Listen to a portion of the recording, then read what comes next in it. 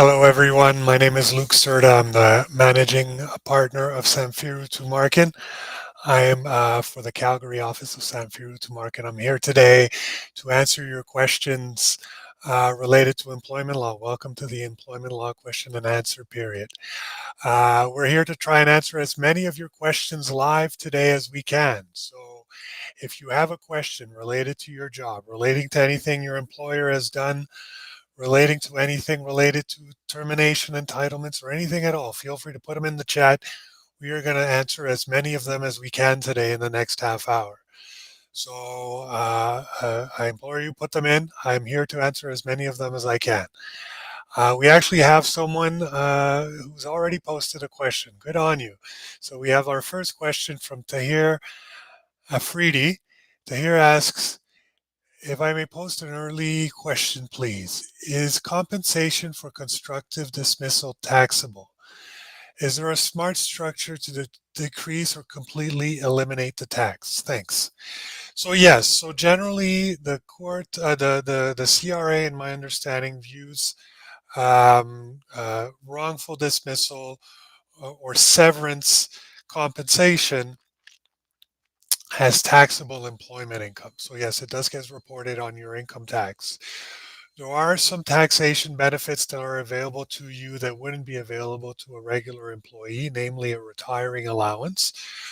What that means is that you're taxed at a flat rate of 30% instead of whatever your tax rate might be, and you don't have to pay EI and CPP contributions. So definitely if you're approaching a settlement or reviewing a severance proposal by your employer and then you see the word retiring allowance in there, it speaks to the tax treatment of your severance. So definitely have that reviewed by your accountant so you're sure you understand what it means. It means they take off 30% at source. Doesn't mean that's all you owe, however, okay? I just want to make that clear. Whatever you get as severance will be lumped into the rest of your income for that year, and you'll be taxed at whatever the rate is for your total income. So I just want to make that clear. It's not an actual tax saving. You might just have to pay the tax later and you'll get more money in your pocket up front. Also, some types of compensation for wrongful dismissal are non-taxable. Human rights damages are oftentimes non-taxable. If there was a human rights component to your to your termination, if you were awarded punitive damages because the manner of your dismissal was so egregious that the court finds that you're entitled to additional punitive, aggravated moral damages, all of those are tax-free. They don't get reported on your income tax. So those are some of the options you have there if you're looking at the tax treatment of your severance package. We have another question coming in from Six Skills. Great name. I was hired for a 1-year contract and paid per diem to move to where the job was located. The work with the employer was completed early and the employer has let me go before the contract was up. What are my rights? So generally when you're hired, there's kind of two ways to be hired. So Six Skills, this is where I'd ask you to review the contract if you sign one to see what it says. If you were hired for the completion of a specific task and that task has now been completed, you may not be owed any severance. If, however, the job was for a 1-year contract and you got it done, for instance, in 10 months, then normally you've been terminated without cause from your 1-year contract and you'd be entitled to the balance of your contract, the extra 2 months that are left over. So really that kind of depends on the language in your employment contract, if there is one. If there isn't one, if there was any offer letters or even emails kind of explaining what the terms are going to be, those would be helpful to determine whether you have a right to additional compensation. So if you do have a contract, you want that to be reviewed with us, we're happy to take a look at that, let you know what we think. You can reach out to us any time of day. We're at employmentlawyer.ca. You have that website right there on the screen, employmentlawyer.ca. Send us the contract. We'll take a look. We'll let you know what your entitlements are. Not a problem.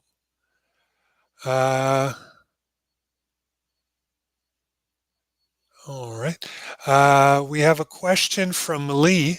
Lee is asking, if a unionized employee is terminated for cause, can she or she hire a lawyer to assist him or her? So Lee, no. Generally, when you are part of a union,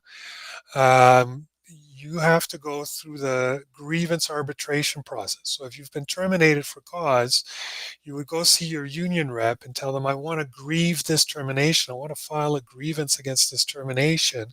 And the collective bargaining agreement will have the procedure on how that grievance will proceed.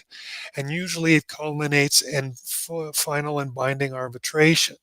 And arbitration is with an arbitrator, so not a judge appointed by the government, but an arbitrator appointed by the parties to act as a decision maker, a fact finder, and a decision maker. And that arbitrator will decide whether the employer actually had just cause to terminate that unionized employee. And because that procedure is in place, the government has decided that unionized employees can't access the courts to claim wrongful dismissal, to claim severance if they've been terminated and there was not sufficient just cause. So it's unfortunately not an available option to hire a lawyer to have a trial. Now, if you want to appeal the arbitrator's decision, probably you and the union, if you can be represented by lawyers at this arbitration, but it will be the union lawyers. The union will decide who the lawyers are. The union will pay for the lawyers. If you can also do an appeal, it's not really an appeal. It's called the judicial review, but for everyday folk, the difference between an appeal and a judicial review is a little bit subtle. So it's essentially an appeal. You can appeal the arbitrator's decision, and then you would go to court for the appeal, right? And generally, it would again be the union appealing, so it would be the union's lawyers that would be appealing. We have a question coming in here from Lucy Quick. Lucy is asking, she's indicating she's in BC. My store location is closing and I'm being transferred to another branch. My commute will increase by 40 minutes each way. Could this be a constructive dismissal? That's a great question. And we see that a lot, actually. And on its own, that could amount to a constructive dismissal. Yes, Lucy, because that's adding 80 minutes, an hour and 20 minutes to your commute. That could be too long. There are cases where an extra commute of an extra half hour each way uh, was found to be a constructive dismissal. That said, there's a few considerations to keep in mind.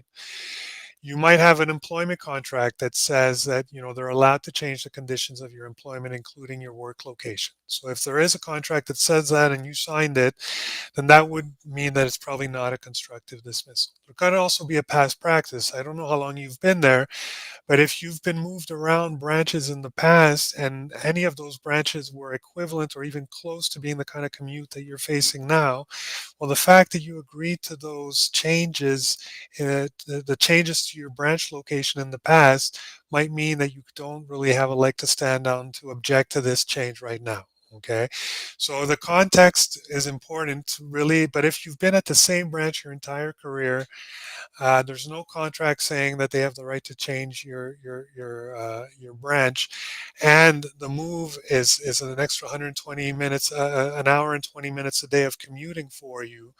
Yes, that could amount to a constructive dismissal.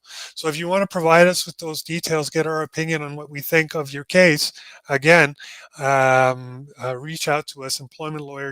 We're always happy to speak with our listeners and get that additional background information so we can help you out making these important life decisions that you're facing. We have another question coming in from Smashley. Smashley is asking, what is the best way to arrange workplace accommodation with an employer? What should you do if you get pushback? Okay, well, I see this a lot, Smashley, and I just want to start by saying that in fact it's your employer's job to come up with the accommodation. So really, in the eyes of the law, it's not for you to tell the employer how to accommodate you. Okay, that's very clear in the law. Instead, supposing, let's say this is related to a disability. You didn't mention why you needed an accommodation, but supposing it's related to a disability, your job and your doctor's job is to explain to the employer what your restrictions are. Okay. Your restrictions might be, for instance, if you have a bad back, that you can't lift more than 10 pounds. That's all you and your doctor can really tell the employer. That doesn't mean that you should be telling your employer that you therefore need to have a desk job, for instance, because there's a lot of different ways of accommodating someone who can't lift 10 pounds that don't involve changing them over to a desk job. Okay. So that's really what you have to keep in mind. So really, you need to figure out if it's a disability with your doctor, you need to figure out your restrictions. And then it's your employer's job to figure out if they can accommodate you to the point of undue hardship. And if they can, what that accommodation looks like. Now, the accommodation has to nevertheless be reasonable. All right. So they can't make an accommodation that really just kind of makes your life impossible, right? For instance, they might say, well, we need you to lift 10 pounds. You can't do it here. So here's another job that we have for you that's 3 hours away, to go back to Lucy's question. So you either take that job or you quit because you're not cooperating with the accommodation process. No, that's not a reasonable accommodation to ask you to do 6 hours of commuting a day, right? So you could push back on that. But first, figure out what your restrictions are. That's your job. If your employer needs more information on your restrictions, that's also your job to, within reason, provide that information. Then it's your employer's job to see how they can provide you with the accommodation up to the point of undue hardship. If it's getting tense, if you're not liking what they're offering you, reach out to us, explain to us, what's been happening. We can jump in. I don't want to say that, this is going to go smoothly. I've seen it go very far from smooth in the past. And sometimes having a lawyer by your side can help you out. But I've also seen it too often where it's the employee who's being intransigent. The employee knows how they want to be accommodated and will not consider any other option.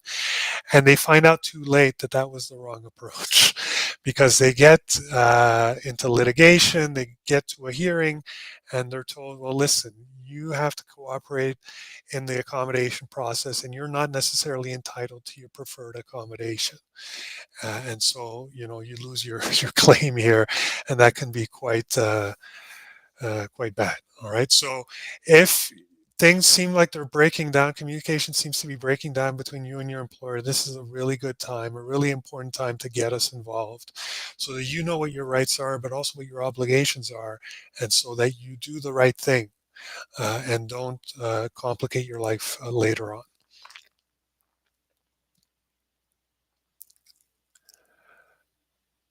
Zarko Vukelik is asking, I have been working with a utility locate company for 28 years. I got laid off 9 months ago, and I don't think they are going to call me back. No con- contact. What can I do?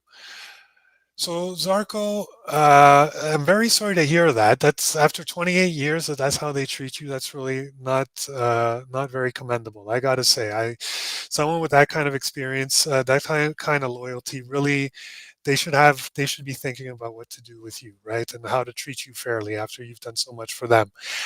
But a few things about layoffs. So a layoff, if it's the first time it happens in your career, then you can treat that as a constructive dismissal, as a termination, and pursue your severance. All right. Some people give their employers the benefit of the doubt and say, listen, I'll accept the layoff. I don't mind being laid off. I know you guys are going through a rough patch and I want to come back when things get better. All right. Even in those cases, however, the layoff cannot last forever. So employment laws in BC, Alberta, and Ontario are very explicit that after a certain amount of time, the layoff becomes a termination. There's no job left. You're owed your severance, all right? And that's the same that applies for your minimum statutory entitlements as well as your full severance. Once that length of time that you've been laid off becomes too long, then you're entitled, then that job is just terminated by operation of the law, and you're owed your severance. So definitely, Zarko, I want you to reach out to me. I want to talk to you a little bit more about your case because I don't think that you're doing yourself any favors by sitting on the sideline. I don't think they're going to call you back, frankly. So you may as well get the severance that you're owed after your 28 years of service. You have potentially very large entitlements. Severance can be up to 2 years of compensation in Ontario, BC, and Alberta, and you would be a good candidate from what I'm reading here for the full 2 years, if not close to that.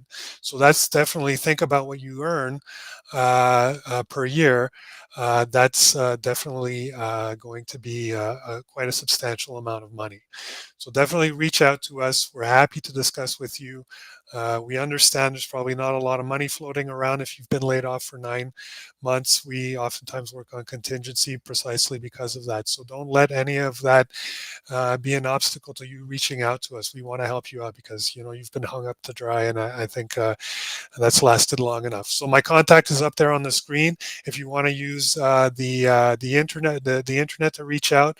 Uh, uh, type employmentlawyer.ca into Google, you'll get right to us. All right. We have another question coming in from Jade. Jade is asking, I was given a deadline to sign a termination letter by May 15th. Okay, so that's coming up.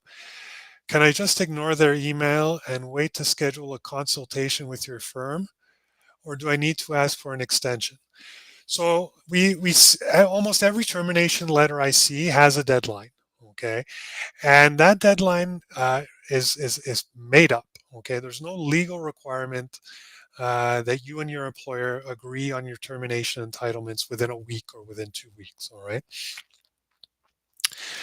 So what employers often do is they'll say, well, if you don't sign by the due date, then we're going to revoke our severance offer to you. What I can tell you about that is that in my experience, oftentimes doesn't happen because even though they might revoke what they've originally offered you, the fact is you have legal entitlements. Those do not disappear. All right. So it's not in your employer's best interest to revoke an offer, which forces you to get a lawyer and start a lawsuit and forces them to get a lawyer and defend the lawsuit, all the while to pay something down the road in any case. All right. That said, if you are going to accept the deal, then it's better for you to try to get that extension so that you don't have that time pressure. That deadline is there to pressure you into signing, right? And some people respond very strongly to that pressure and sign away their rights to their full severance for really too little. Okay. So reach out. It's going to be very challenging for an employer to deny you that extension. It's really would be viewed by the law as an act of bad faith. So basically be upfront, right? Tell them, listen, I'm trying to consult with a lawyer on the severance package that you have given me. For a variety of reasons, I can't see them before X date, right? So I would like an extension till the day after X date so that I can get my legal advice. And what are they going to say? No, we don't want you to get legal advice. That is going to look terrible in front of the law. All right. That's going to look absolutely awful. So what do employers do? They don't want to look bad. So they say, yeah, go ahead, have the extension.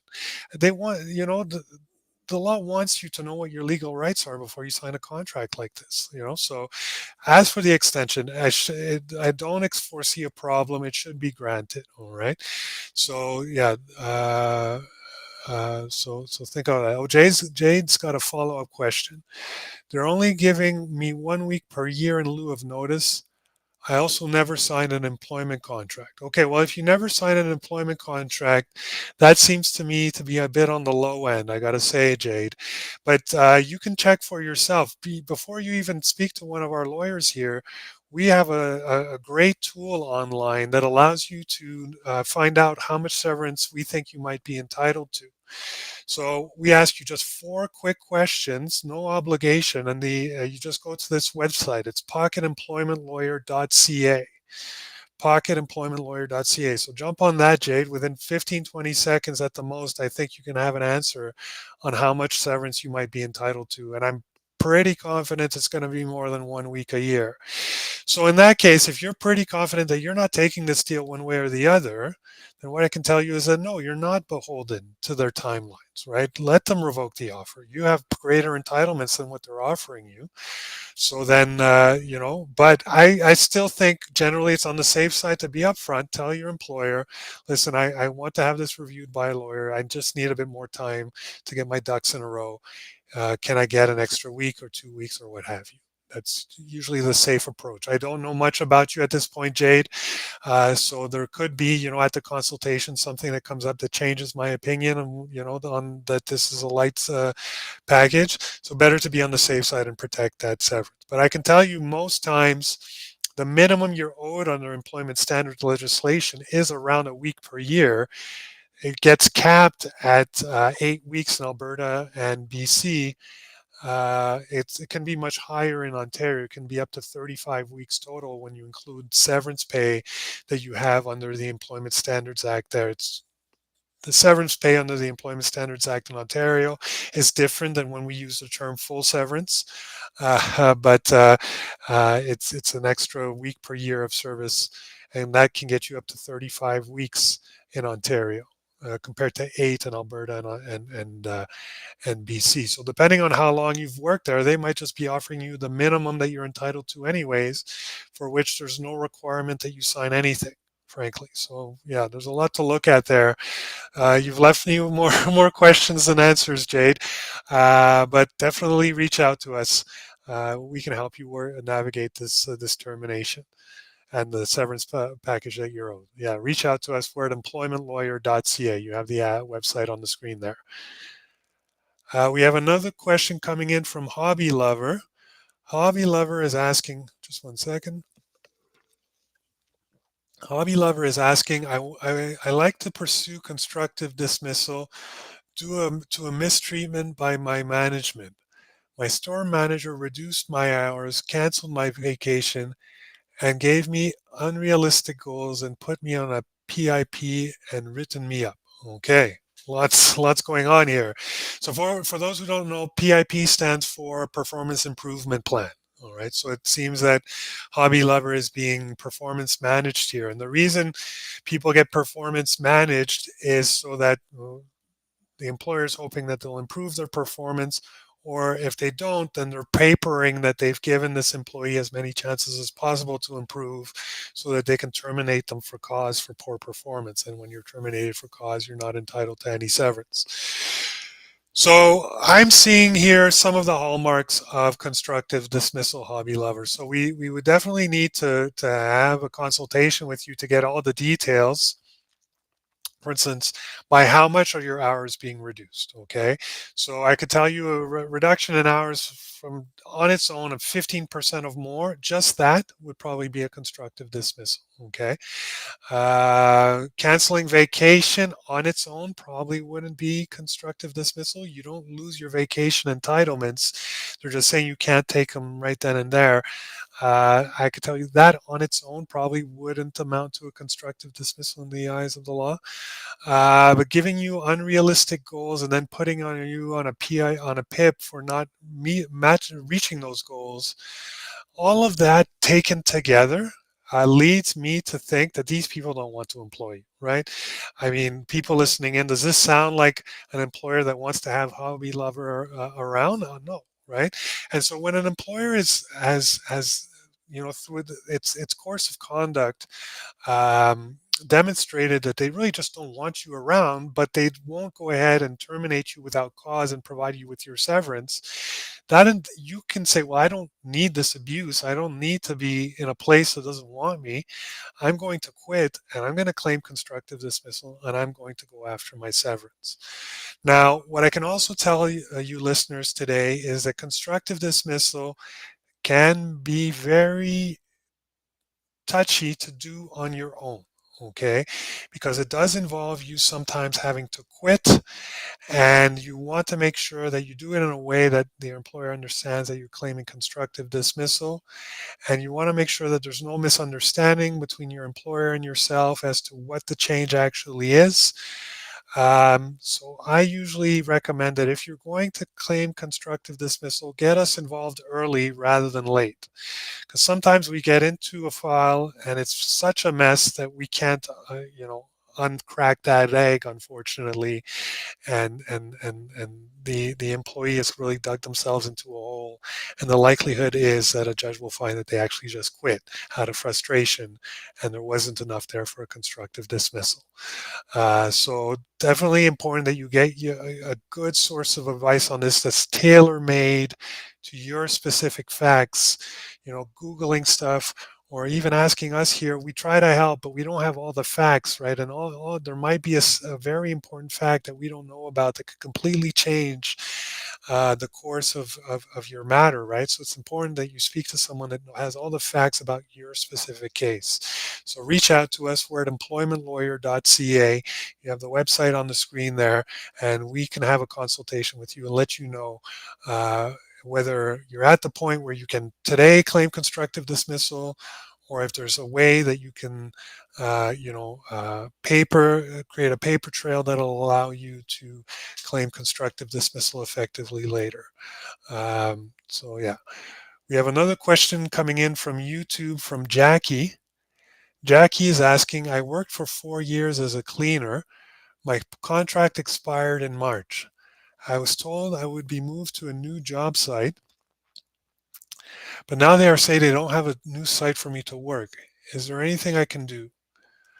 Um, so generally, when you're on a fixed term employment contract, Jackie, um, the understanding is that once that contract, as you say, expires, once you arrive at the end of the fixed term, then the job is over and you're not owed severance. Okay, the end of the fixed term, you had plenty of notice that this was coming, so that you could organize yourself to have another contract lined up. Okay, that's how the law sees it. All right, so.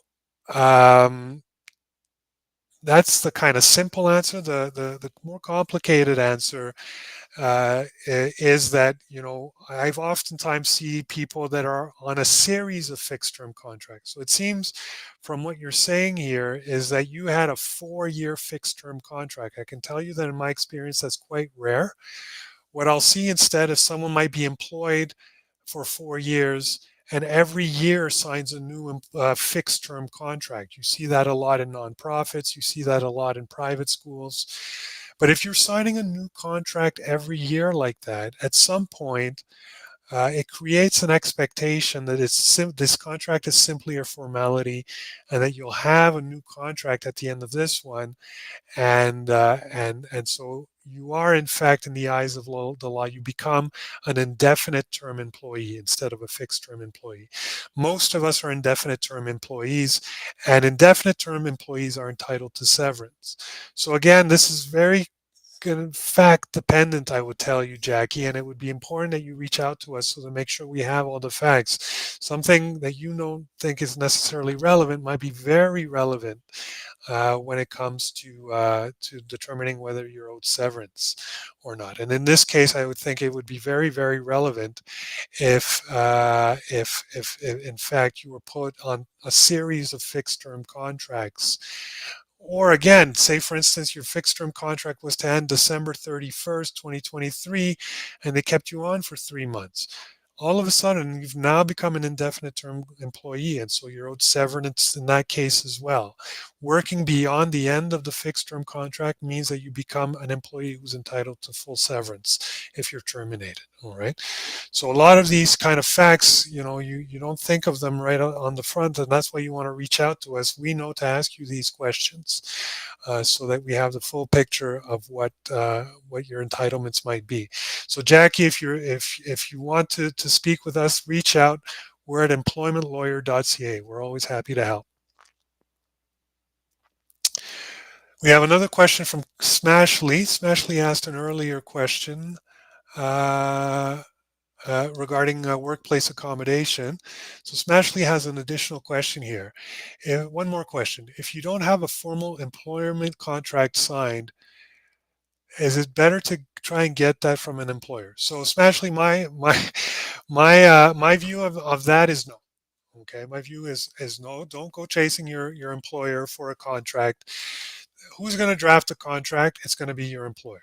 And your employer is going to have their lawyer draft a contract in such a way that it protects them as much as possible and takes away as many protections as is legal from you. Okay, so I I tell my clients it's usually not a great idea to chase your employer for an employment contract because then you get it and there's the termination clause, there's the non-compete, there's the non-solicit, you know, all this stuff that takes away rights from you that is going to make your life difficult. All right, so stay away from it.